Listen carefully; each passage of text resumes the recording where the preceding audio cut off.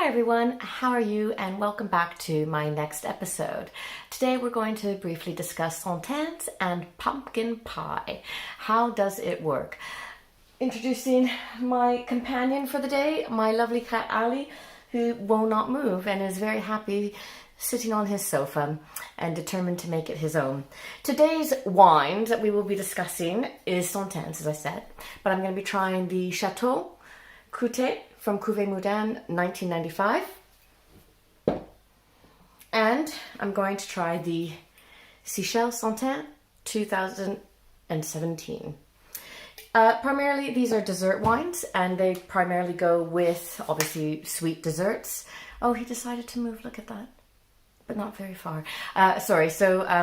Primarily sweet desserts, some cheeses as well.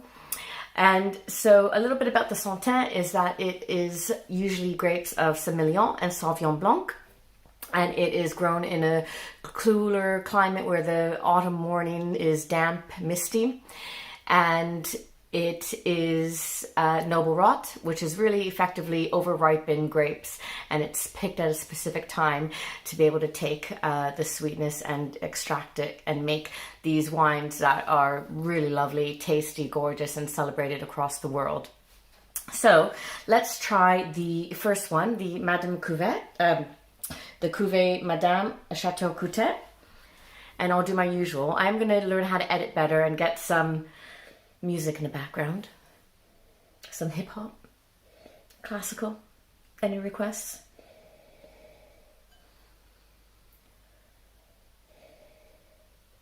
It smells very lemony,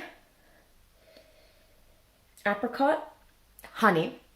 I find with sweet wines like sauternes and even Rutherglen and Muscats, you always kind of smell the honey. But how does it taste?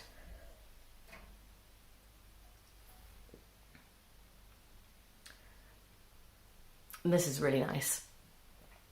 This is lovely. In fact, I can see me drinking this with a roaring fire on Christmas Eve, COVID Christmas, very quiet, just me and the family, the men in my life.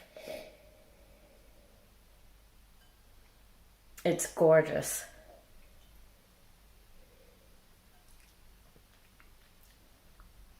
Apricot. I taste some apricot in there. It's very light to taste, but it's an intense smell, but it's not overpowering. It's not intense. It's intense, but it's not overpowering.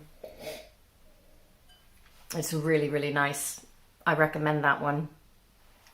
Right, now we're going to try the 2017 Seychelles.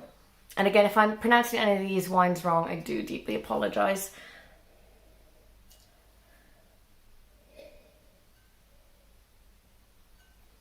I don't think I've poured me enough in that glass. Hold on.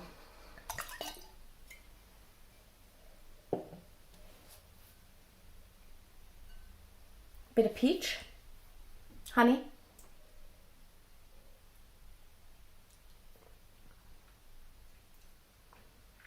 Oh, that's really nice.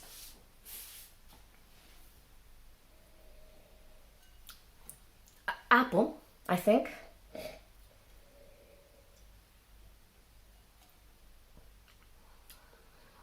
Definitely some vanilla. This is another one. Sit around the roaring fire on Christmas Day. But how does it taste with pumpkin pie, right? That's what we want to know. So I am currently with my pumpkin pie. So in the UK, I find it quite hard to get decent pumpkin pie. To get decent pumpkin puree. So I have to confess, I've cheated, and I bought a tin of pumpkin puree, and it's not even very easy to find always. It seemed to be out of stock a lot at the moment where I live. And the other thing that I do different with my pumpkin pie is that it's traditional that you use a shortcut pastry, but I don't do that at all. I use a ginger biscuit base, and I make it sort of like a cheesecake. There are a couple of reasons that I do that. One, I'm not a huge fan of pumpkin pie. I know, but I'm still making it. It's a Canadian tradition for Thanksgiving. and because my husband is gluten-free, so the biscuits I use are actually gluten-free ginger biscuits, and it works really, really nicely with it. And so that is one of the main things. Also, with this particular pumpkin pie that I'm making, there's no wheat in it. So this is actually a nice wheat-free meal. So as you can see over here, I've got it all set up behind me because it was very noisy otherwise. I've already done the base for the gingerbread biscuit, which is just melting the butter and the ginger biscuits and blending them through. I'll put them into the pan afterwards. The other thing I've done obviously is the pumpkin puree, and there's the whole little mixture. I'll tell you what's in it. So we've got condensed milk. In this country, in the UK, it's better known as evaporated milk. 2 eggs, about 160 mils of castor sugar, and we have pumpkin puree in there as well. And then I tend to do to taste nutmeg, not much, allspice, a little bit of ginger and cinnamon, and I tend to do that to what I prefer my taste to be. Mix all this lovely stuff together, which I'll do now, and then you bake it in the oven on 190 for about 45-50 minutes. So after that, we'll do all this and we'll give it a go and see what it tastes like with the Sauternes. As we saw earlier, the Sauternes is just a very good, lovely, sweet wine, and it's traditionally held with sweet food, desserts and puddings. But one thing I would also like to say is that it probably would work with some cheeses as well, so go ahead and experiment on that. I would say goat's cheese comes to my mind, Comté. I could be wrong about the Comté, but I think it would go wonderful with that. Feta. I don't know all my cheeses very well. Cheddar. I think it would go really, really nice with cheddar. So I'm going to mix this all in now, and then we will put it in the oven to bake for 45-50 minutes, and then we will continue with our journey of wine and see what all this tastes like with the Sauternes afterwards. Now I've shown you the Sauternes wines that we're going to try already to begin with, but let me just show them to you again.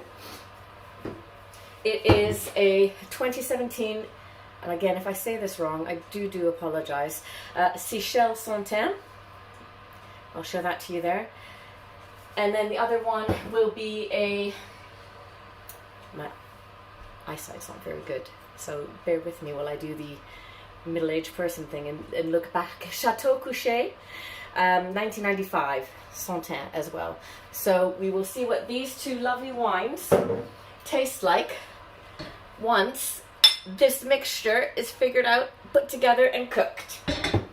See you in a moment. Hi everyone. So you've seen me taste the wine, the Sauternes, before to see what it tastes like, and overall they were vanilla, honey, peach, apricot flavors. Then you saw me making the pumpkin pie. Pumpkin pie is not pumpkin pie unless you have some whipped cream on it. So I've already cut the slice out. So I've got the pumpkin pie, the whipped cream, and I've got the two Sauternes here. The 2017 Seychelles there, and the Cuvée Madame here. So, what's it going to taste like? Will it taste nicer? I'm sure it will, to be honest with you. Sweet wines tend to really be easier to pair, I think, than some of the other things out there that I'm learning about and trying to figure out. The pie's good.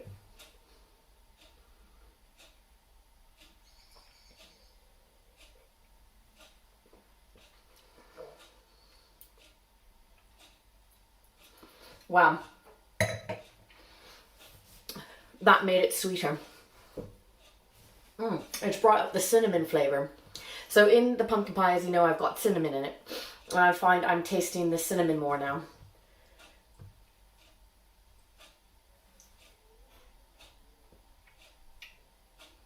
I think the thing with wine and food pairing, but particularly for sweet wines, is that you don't need a lot of the pudding.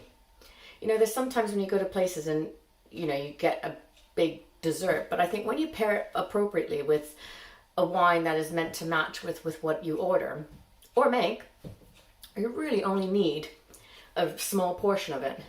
Maybe that's why the French you know, are so slim. They're doing something right. All right, let's try the pumpkin pie and the cuvée, madame.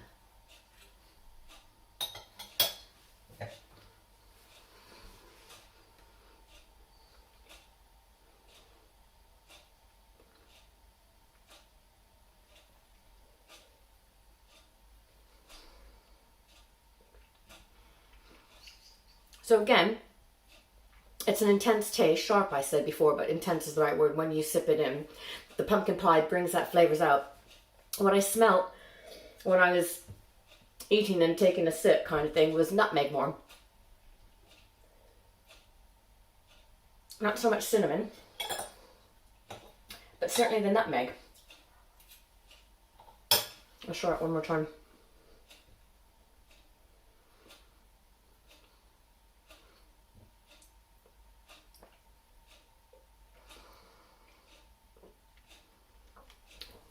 Nutmeg. Definitely nutmeg. That's really nice. Two very good sauternes. I highly recommend. That's it for today's episode. Next week, well, we're getting near to Christmas, and I was going to do some potato laxi, if I say that correctly. I might not be. But I'm going to have a rethink. We might do cheeses first and sparkling. Have a wonderful day. Stay safe, and please, if you haven't yet, follow me on Instagram, La Linklater Beckett, and subscribe to my YouTube channel if you're watching this and enjoy what you see. Like it as well.